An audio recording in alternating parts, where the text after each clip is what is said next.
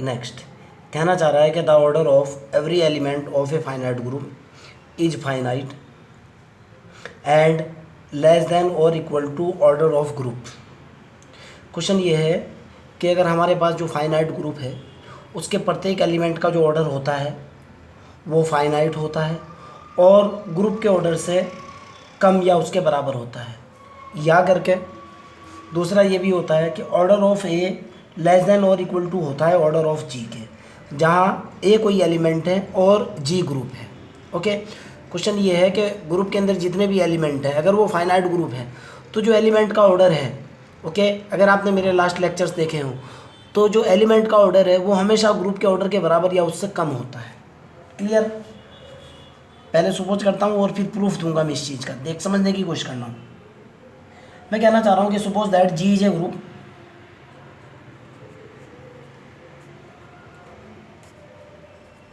Suppose that G is a group. भाई जाहिर सी बात है अगर जी ग्रुप है तो जी के अंदर कुछ ना कुछ एलिमेंट तो होंगे, खाली तो हो ही नहीं सकता। जी नॉट इज इक्वल टू 5, खाली नहीं होगा। ओके, जब खाली नहीं होगा तो क्या होगा, इसके अंदर कुछ ना कुछ जो है ना क्या है, एलिमेंट होंगे। क्लियर? सो दैट वही लिख रहा हूँ मैं, जी हैव सम एलिमेंट, कुछ ना कुछ तो अवयव रखेगा ही।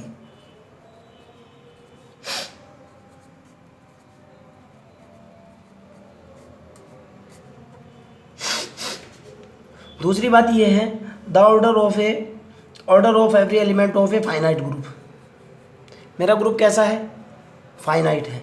एंड द ग्रुप इज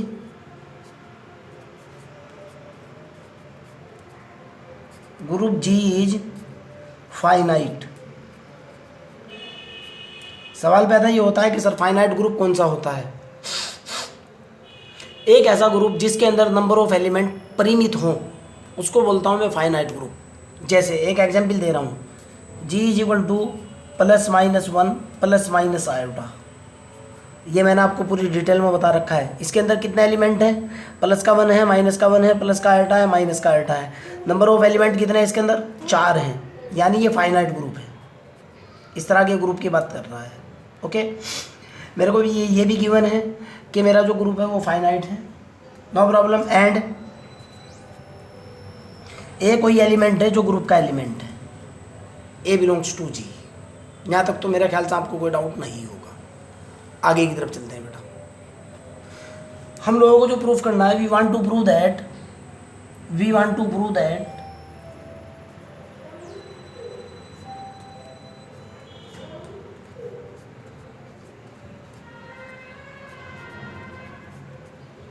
कि जो ऑर्डर ऑफ ए है वो लेस देन और इक्वल टू है ऑर्डर ऑफ जी के, यानी एलिमेंट का ऑर्डर ग्रुप के ऑर्डर से कम या उसके बराबर है। तो जाहिर सी बात है जब ये मेरे पास जो जी ग्रुप है, अगर ये फाइनाइट ग्रुप है तो इसके अंदर नंबर ऑफ एलिमेंट फाइनाइट होंगे। क्लियर है ना? मैं मान लिया कि सपोज दैट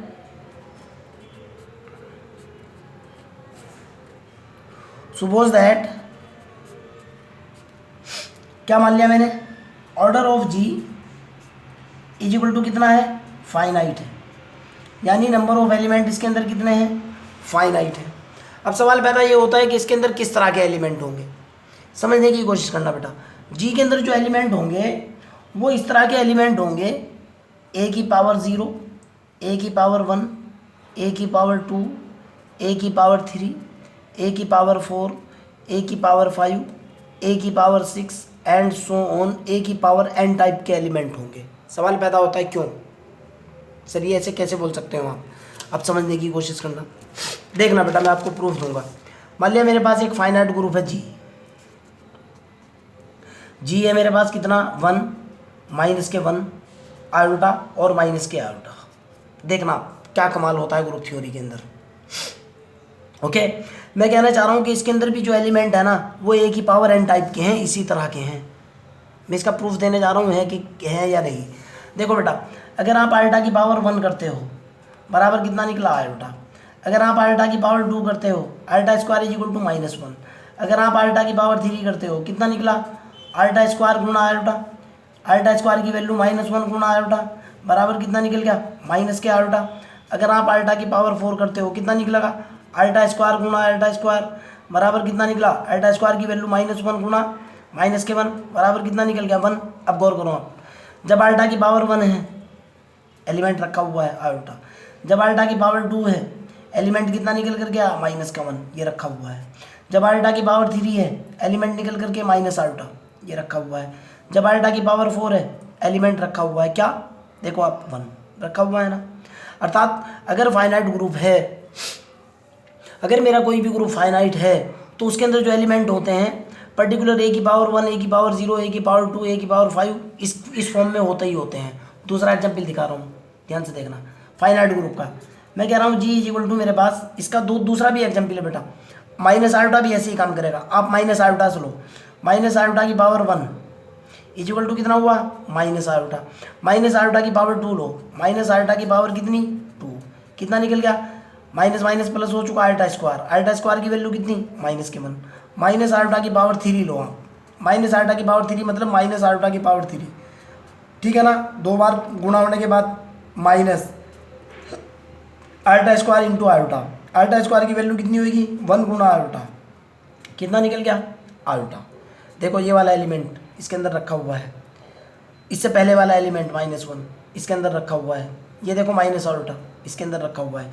माइनस आयोटा की पावर 4 देखो कितना होगा, इसको लिख सकता हूँ माइनस आयोटा की पावर 2 गुणा माइनस आयोटा की पावर 2, माइनस माइनस प्लस हो चुका, ये निकला आयोटा स्क्वायर गुणा आयोटा स्क्वायर, आयोटा स्क्वायर की वैल्यू कितनी -1 गुणा -1 कितना होगा 1।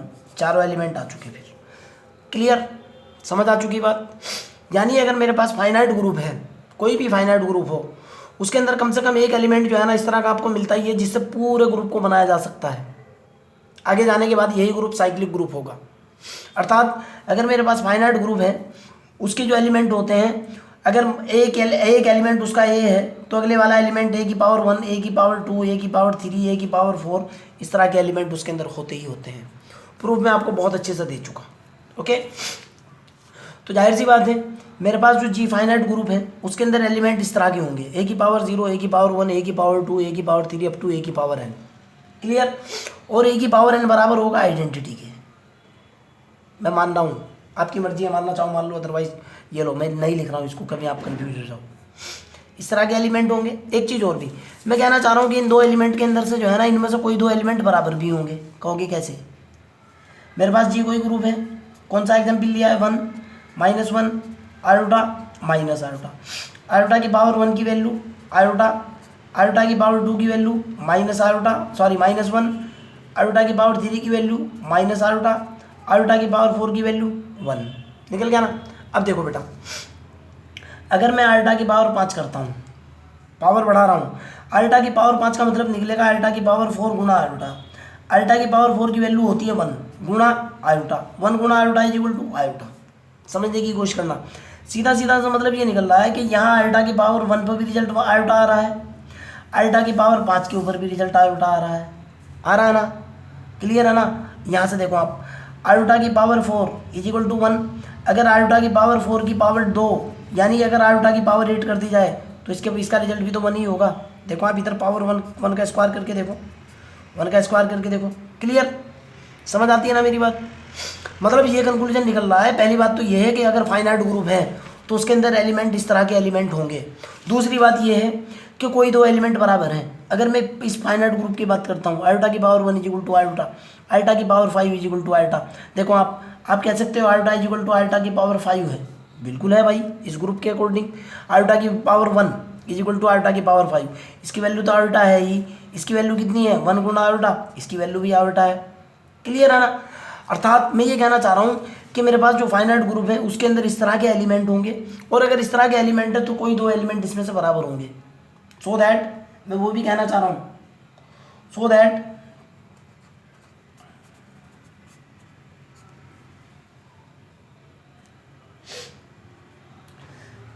इन the group G any 2 element, कोई भी 2 element any two elements are equal,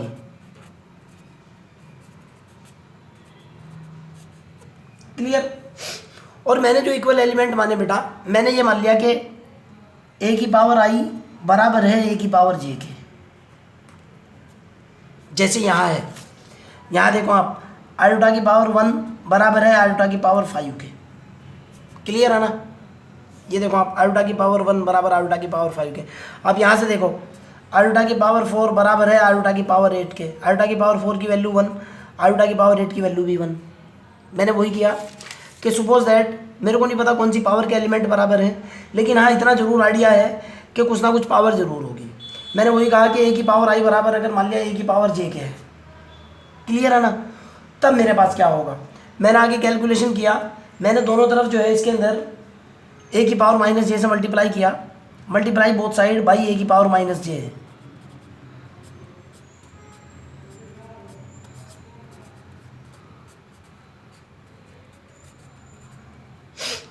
both side by ए की पावर माइनस जे से मल्टीप्लाई कर दिया। इधर कितना निकला बेटा, इधर निकला ए की पावर आई इंटू ए की पावर जे। इधर कितना निकला, ए की पावर जे इंटू ए की पावर माइनस के जे। निकल गया, ओके। सवाल पैदा ये होता है कि सर ऐसे गुणा किया जा सकता है। मैं कह रहा हूँ बेटा ऐसे गुणा किया जा सकता है, तभी कर रहा हूँ, ग्रुप थ्योरी है ये। तो मेरे पास कितना निकल कर के आया बेटा, यहाँ से मेरे पास जो रिजल्ट निकल कर के आया वो ये निकला। देखो आप, ए की पावर आई, ये हुआ बेटा ए की पावर आई बराबर ए की पावर जे।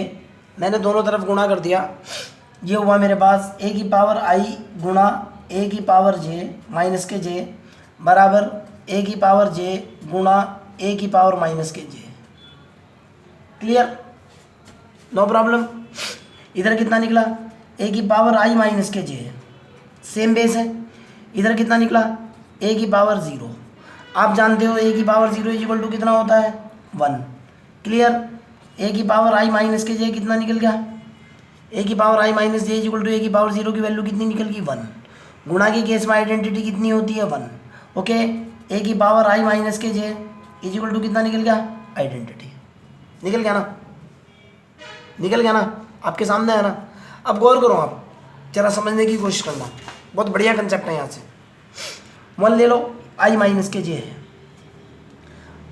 अब बेटा एक बात बताओ, मैंने आपको एक डेफिनेशन बताई थी, ऑर्डर ऑफ ए की power n, order of a equal to n होता है। Fundamental definition, order of element की बात कर रहा हूँ। Order of a equal to n होगा अगर ए की पावर एन बराबर कितना हो जाए, आइडेंटिटी हो जाए। यही तो ऑर्डर की डेफिनेशन थी। मैं कह रहा हूँ order of a equal to n होगा अगर ए की पावर एन बराबर आइडेंटिटी हो जाए, या ए की पावर एन बराबर 1 हो जाए गुणा के केस में। यही तो कंसेप्ट है, order of an element of A group. Clear है ना। यहाँ से देखो बेटा, यहाँ से मेरे पास क्या निकला, समझने की कोशिश करना। यहाँ से मेरे पास क्या निकला, यहाँ से मेरे पास निकल कर क्या, so that order of A is equal to, identity आ चुका ना, I minus K J. Order of A is equal to कितना, I minus K J, no problem.